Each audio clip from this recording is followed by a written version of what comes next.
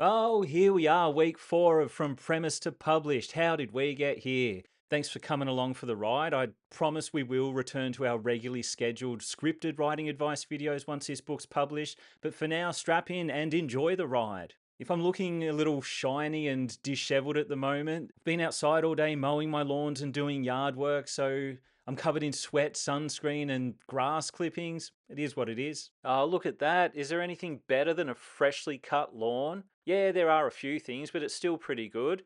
I know that looks like a small patch of grass, but the front yard is where the real chaos takes place. Now, this week's topic is something I almost forgot to talk about because it's not something I've had to think about for so long. That is identifying and developing your own unique writing voice and style. Really important, one of the most important steps to becoming a competent writer. Not to mention, a memorable writer, you need to stand out in the crowd, and the only way to do that is to be different. So I have a bit of a game plan for this video. I want to talk about why developing your own unique voice and style is important, if it's not already obvious. I'll also talk about how I developed mine, how you can develop yours, and the tone and style decisions I'm making for this book. All right, that's the plan anyway. Let's see if I can stick to it. No fluff writing advice. Cut the fluff! So, first of all, why is it important to develop a unique voice and writing style? Well, it probably is obvious, but it's how you ensure that everything you write is original. Yes, you can still write a standard fantasy tale about magic and dragons and wizards, and it won't be stale if you put your unique spin on it. That's a unique angle, but also your unique way of writing. Someone should be able to pick up something you've written who's familiar with your work and in an instant go, oh, yes, I know that voice. I know that style. This is such and such. And there is room for styleless writing in, technical, more technical sorts of writing and the media, news reports and things like that. But if you're writing fiction and even non-fiction, if it's a more casual tone or a more casual project, you want your voice to come through. Yeah, it sort of reminds me of a discussion I had with someone just yesterday. It was to do with AI and whether, like AI, the generative AI, the way it operates, where it's pulling all this information from things that people have already created and turning it into something new, remixing it in a sense. And the question was, does that count as plagiarism, even though it's not overt plagiarism? But that's not what we're talking about today. My point is, we ended up trying to figure out, like, is everything just a remix of everything else that's come before it? If I create something now, if I write this book, it's definitely influenced by all the content that I've consumed in the past, whether that's through books, movies, TV shows, music, it could be anything. And we kind of do what AI is doing. We compile it into this new thing and we don't consider it plagiarism. But the difference, the conclusion we came to was we have something that AI doesn't, and that's our life experiences. At least for now, anyway. Until we get to the point where AI can scan and replicate our brains and maybe steal our life experiences as well. But we're not there yet. So all the content you've consumed will influence your writing style, but it won't be the only influence on your writing style. Your life experiences, which have developed your personality, will also have an influence. And if you can harness that, if you can harness your personality and let it seep through into your writing, seep, maybe not the best word, maybe let it enhance your writing, whatever you write will be original in its own way. The main reasons to develop a strong writing voice and style are: 1, so you stand out in the crowd. 2, so everything you write feels original. And 3, it's about authenticity as well. It's like if you can put your personality into your writing, and that doesn't mean your writing style needs to be exactly the same as your verbal communication style.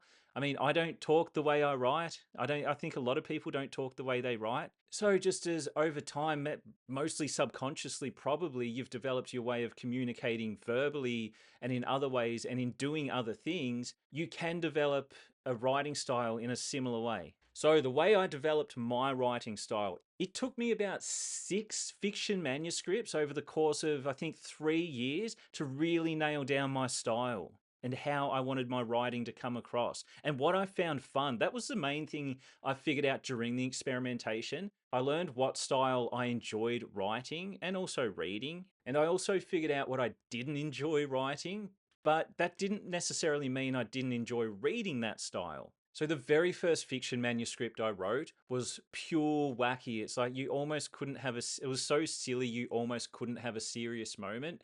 And I did enjoy that writing style, but one of the drawbacks was because it was so like soaked in humor, so wacky, so silly, I felt like I had to get a joke into almost every paragraph, and that can be hard to do, and it can distract from the story sometimes when it's always joking. It's like the reader knows that they can't take anything seriously. So if you do want to insert a serious moment into that sort of book, you really need to play it well. Because at that point, the reader is taking everything as a joke. So I realized that style wasn't quite right.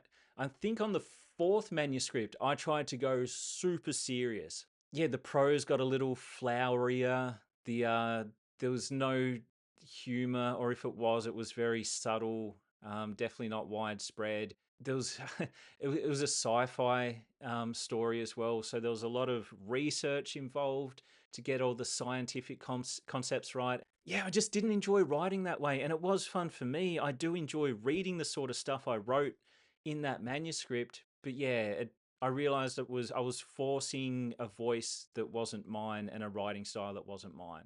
So that's the thing as well. A lot of finding your voice will just be writing and writing and writing until it comes out naturally. And then you can make conscious adjustments once you realize exactly how you want it to sound. And by the sixth manuscript, which I published, it's called Demonology and the Art of Pickling Demons. And you can already tell by the title it's going to be a bit of a silly story, but it's not straight up joke, joke, joke, joke, joke. Nothing can ever be serious. I managed to find this happy medium where I can still write a wacky story, but it does allow for these serious moments and emotional moments aside from just humor. So I guess I've already said it, but how you can find and develop your own unique writing voice. I mean, a lot of it is just finding it rather than developing it. It is there inside you. Just write, write, write, see what comes out naturally. But if you don't feel like you've found it straight away, it does help to do what I did and just try a lot of different styles. Like write a wacky story, write a super serious story, write something in between, write this, write that, until you find something that feels fun and natural. And then at that point, you can start making conscious adjustments. It's like you might think, oh, I want to write simpler prose because I think that better suits my audience, even if you don't naturally write simpler prose. Or it could be the other way. It's maybe you naturally write simple prose, but you want it to be a little more flowery, a little more poetic, and you can work to make that adjustment. The most important thing is before you publish your first novel or anything significant, you should have your voice and style pretty much nailed down so readers can get to know your style and they know what to expect for future books. That doesn't mean you can't mix it up later down the track. I think most authors change over time, if not all authors. You're not set in stone, but it should be pretty close. Like if you build an audience writing in one style and then you just make a drastic shift one day, especially if you're still writing in the same genre, you're going to confuse people. You may even lose readers. You may gain readers. I don't know. Now, I wanted to keep this one short, so not sure if I've succeeded. Let's get to the final point, which is the voice and style I'm going to use for this novel. Which I have a tentative title at the moment. I won't share that just yet. Maybe I'll do a video on choosing titles, something like that. So if you saw the video on choosing an angle, you can probably already know it's going to be a pretty wacky style. So I will be leaning into the wackiness a little bit more than I did in Demonology, even though that did get pretty wacky at times, let's be honest. But once again, I don't just want to go joke, joke, joke, and then have readers not accept any serious or emotional moments, because I do want to have those serious and emotional moments in there. I It's something I need to drill in the opening, and I have an idea for that, which once again I'll discuss that on a more relevant video. But that comes back to my other point about making adjustments. It's like, yes, it's going to be my voice and style, which I've developed over the course of, those six other fiction manuscripts.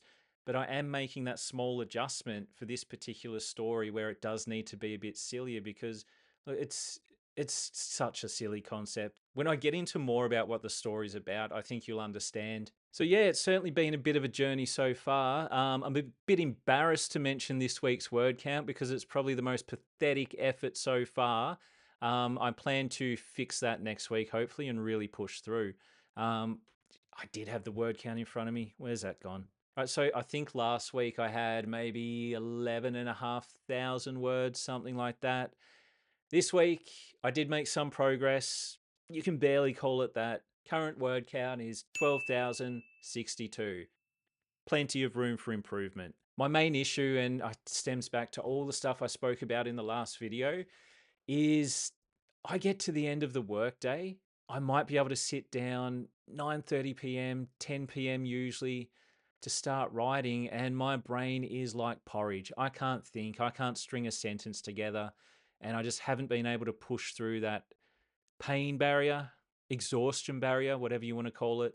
So I think next week, because I had such an unproductive week, this week, I'm just going to have to find a way to push through. I did get a little extra sleep last week, which was good, much needed. But next week, I'm not mucking around. I'm getting some words on the page. And if I don't, whoops. So thanks again to anyone who's following this journey. I didn't expect anyone to be watching these videos. I know it's not what you signed up for when you originally subscribed to the channel. I was doing the scripted writing advice videos. Like I said, they will return in force once this book's published. But also, I don't know how many videos I've done now. There's a huge back catalogue that covers pretty much probably all the topics I'm going to speak about during these off-the-cuff videos anyway. And I'd say I've pretty well covered all the topics you need if you're just starting to get into writing. Everything you need. There's a strong foundation there in the previous videos, is what I'm trying to say. So feel free to go back, watch them. They're still there as far as I know. And I think next week I'll probably talk about planning the story from an outline perspective. Not that I'm a rigid outliner, but look, I'm rambling. That's next week's topic. I'm out. If you enjoyed this video, hit subscribe. If you didn't enjoy this video, hit subscribe anyway and hate watch my content. That's always fun.